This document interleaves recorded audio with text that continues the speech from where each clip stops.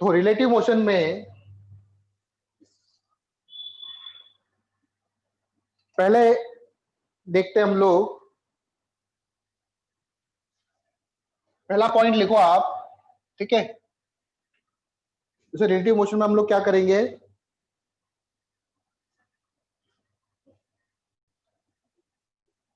जैसे मैंने बोला displacement of A with respect to B, इसको क्या लिखते हैं, displacement of A minus displacement of B. मतलब रिलेटिव मोशन को हम लोग डिनोट करते हैं किससे, जैसे velocity of A with respect to B. मान लो दो गाड़ी है, दो गाड़ी इस तरह से मूव कर रही है, एक की वेलोसिटी है ए वी ए, एक की वेलोसिटी है वी बी। तो वी ए बी को हम कैसे डिनोट करेंगे, V A vector minus V vector, ठीक है। उसी तरह से रिलेटिव एक्सीलरेशन को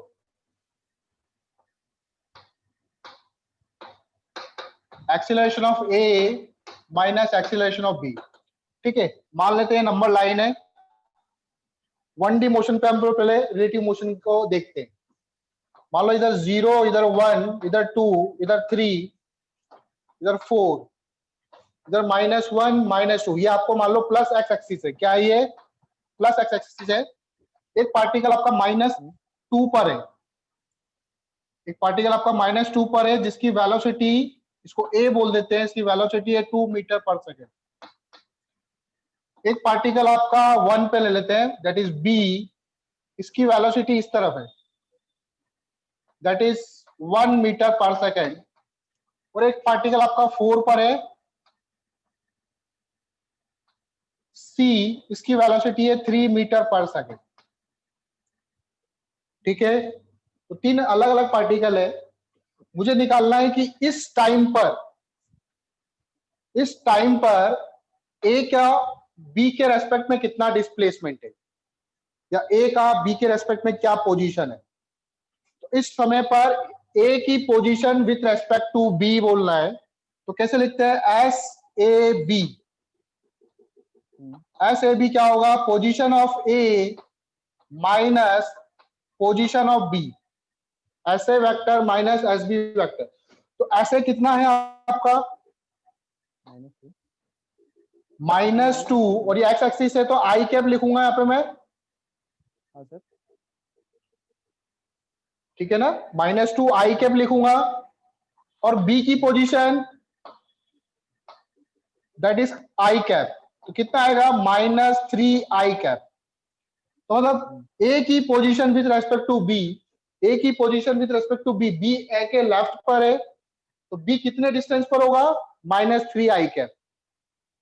बी के रेस्पेक्ट में ए कितने डिस्टेंस पर होगा, -3 आई कैप डिस्टेंस पर। ये समझ में आया क्या, हर्ष?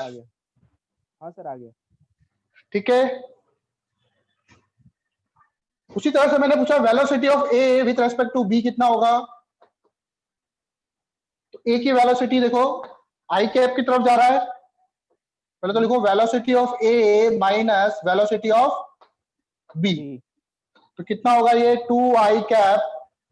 और वी बी की वेलोसिटी कितनी, माइनस आई कैप, तो कितना आ जाएगा यहां से 3 आई कैप। मतलब बी पर बैठकर अगर मैं ए को देखूंगा, velocity of A with respect to B, मतलब जिसके रेस्पेक्ट में पूछते हो वहां पर खड़े हो जाओ आप, और यहां पे खड़े होकर अगर आप ए को देखोगे तो ए आपकी तरफ कितनी स्पीड से आएगा, +3 आई कैप है, मतलब राइट की तरफ मूव करेगा, कितनी स्पीड से, 3 आई कैप मीटर पर सेकेंड से, ठीक है। अच्छा, position of C with respect to A बताओ, ये कितना आएगा, position of C with respect to A, position of C with respect to A sir 11 I cap, 11 नहीं sir, sorry 4 to 6 I cap sir. Position of C minus position of A, तो 4 I cap minus -2 I cap, तो कितना आ जाएगा 6 I cap.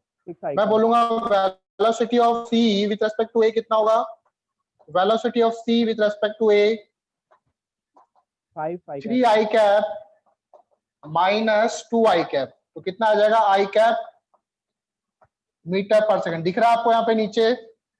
नहीं दिख रहा शायद। हाँ सर, हाँ सर, वो ठीक सर है, दिख नहीं रहा दिख है। रहा हूँ वहां पे, है ना। 2 मिनट इसको मैं कैमरे को थोड़ा रोटेट कर देता हूँ।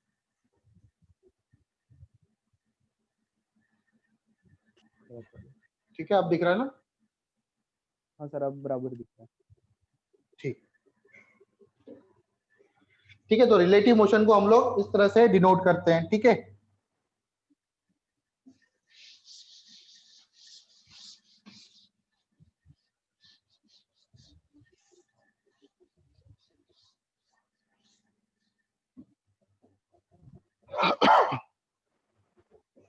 अब ध्यान दो। अच्छा, फ्रेम ऑफ रेफरेंस जानते हो क्या होता है? फ्रेम ऑफ रेफरेंस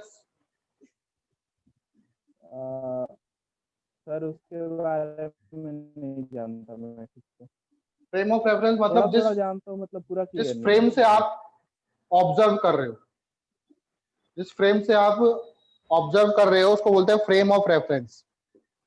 ठीक है, तो जैसे कि आपने पॉइंट बी पर बताया था। हाँ, बताता हूं मैं। जैसे मान लो एक बस चल रही है और आप बाहर खड़े हो, तो अर्थ और ये फ्रेम जिसमें इसके अंदर 2 आदमी बैठे हुए हैं, ठीक है, मूव कर रहे हैं, तो इसके रेस्पेक्ट में इन दोनों की वेलोसिटी क्या होगी? v वेलोसिटी से मूव करे, लेकिन इसके फ्रेम के रेस्पेक्ट में इसकी वेलोसिटी क्या होगी? ये 0 दोनों सर। तो एक दूसरे के रेस्पेक्ट में रेस्ट पे, तो ये फ्रेम अलग है, ये फ्रेम अलग है। बात समझ में आई? Yes sir. तो डिस्टेंस बिटवीन 2 पार्टिकल्स या 2 points, distance between 2 points and time does not depend on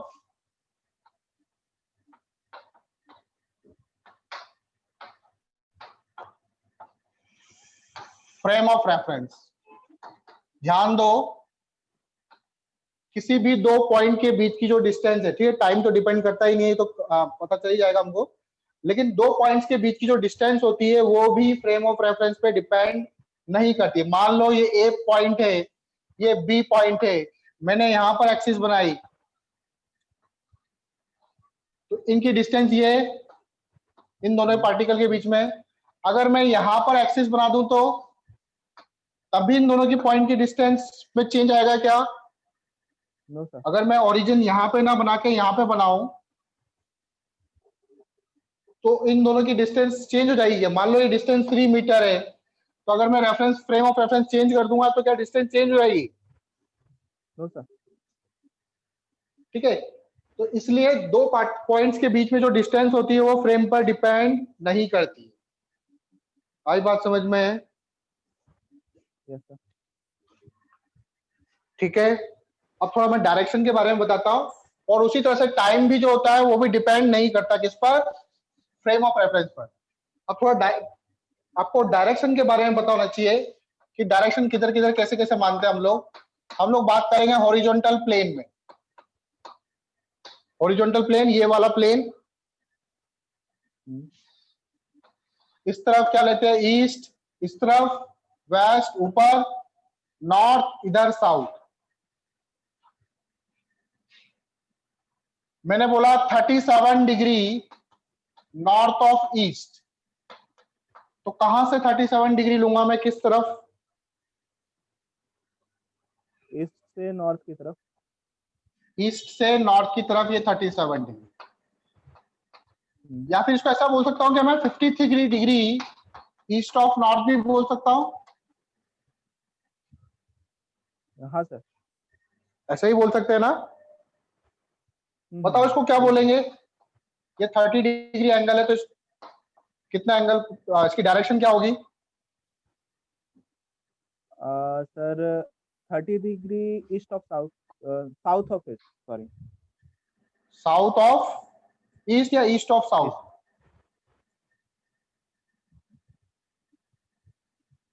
south of east या east of south? 30 degree east of south sir, east of south, क्योंकि साउथ से ईस्ट की तरफ जा रहा है।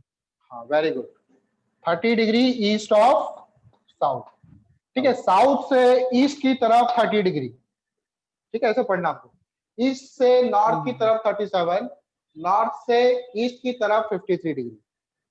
ठीक है, तो डायरेक्शन के बारे में पता चल गया आपको। इस तरह से हम लोग डायरेक्शन का पता करेंगे।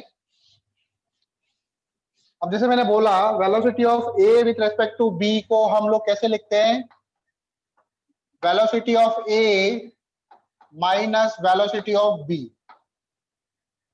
ठीक है, velocity of A minus velocity of B लिखते हैं हम लोग।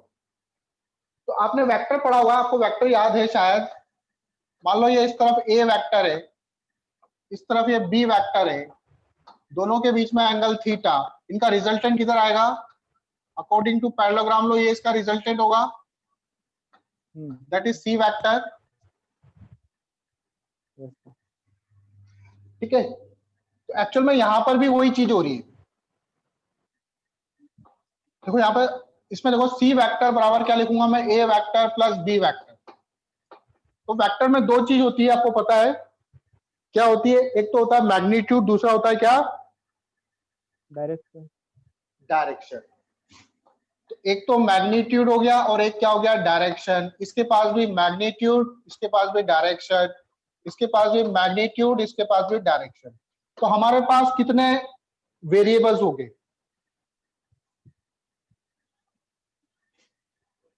टोटल का magnitude direction, magnitude direction, magnitude direction, तो 6 वेरिएबल्स हो गए हमारे पास।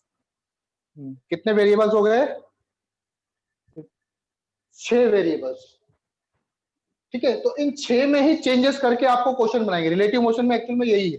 मैं रिलेटिव मोशन के अलग अलग टाइप्स बताऊंगा आपको कि किस किस टाइप के रिलेटिव मोशन के क्वेश्चन बन सकते हैं। बात समझ में आ रही है मेरी। तो इन 6 वेरिएबल्स में ही चेंजेस करके आपको मान लो 2 मैग्नीट्यूड दे देंगे, 2 डायरेक्शन दे देंगे, या 1 मैग्नीट्यूड दे देंगे, 3 डायरेक्शन दे देंगे। तो इस तरह से चेंजेस करके हम लोग, तो 6 वेरिएबल्स है तो हमको कम से कम कितने वेरिएबल चाहिए होंगे इक्वेशन को सॉल्व करने के लिए, सर वेरिएबल्स तो 2 ही चाहिए। कितने, 2 वेरिएबल्स 4 4 4 चाहिए होंगे हमको, 4 वेरिएबल्स चाहिए होंगे। 6 वेरिएबल्स है, ठीक है, तो 2 वेरिएबल्स को अननोन कर देंगे तो हमें 4 वेरिएबल्स चाहिए होंगे, तब हम उन 2 वेरिएबल्स को निकाल सकते हैं। आई बात समझ में, मेरी बात समझ में आ रही है ना। हाँ तो सर, आप रिलेटिव ये मोशन में, हाँ क्या ऊपर सर से जा एक रहा है क्या, क्वेश्चन हो सकता है क्या सर इस पर एक?